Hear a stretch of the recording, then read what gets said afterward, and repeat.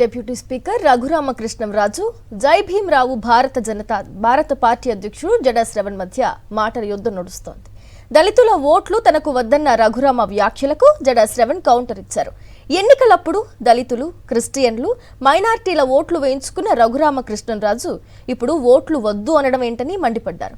దమ్ముంటే రఘురామకృష్ణంరాజు రాజీనామా చేసి మళ్లీ పోటీ చేయాలని, దళితుల ఓట్లు వద్దన్న రఘురామకు రాజ్యాంగబద్ధ పదవిలో కొనసాగే అర్హత లేదన్నారు జడా శ్రవణ్.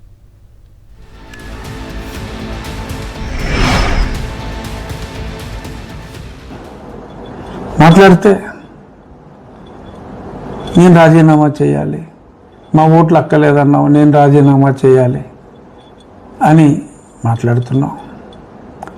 నేను చాలా స్పష్టంగా నా స్టాండ్ ఏంటో నేను చెప్పాను. మళ్ళీ చెప్తున్నా, ఇప్పుడు నన్ను తీవ్రంగా వ్యతిరేకించే నీలాంటి వారు ఎవరు ఓట్లేస్తే నేను నగిలారు. ఇంతకుమించి చెప్తే చాలా బాగోదు. లిల్లిపుట్టు అర్థమైందనే అనుకుంటున్నా.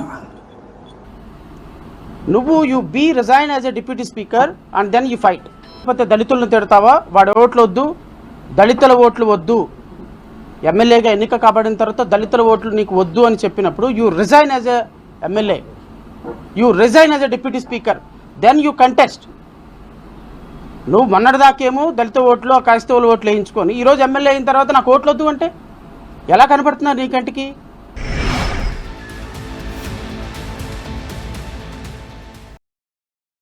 మరిన్ని అప్డేట్స్ కోసం ఛానల్ ను సబ్స్క్రైబ్ చేయండి. నోటిఫికేషన్స్ కోసం బెల్ ఐకాన్ పై క్లిక్ చేయండి.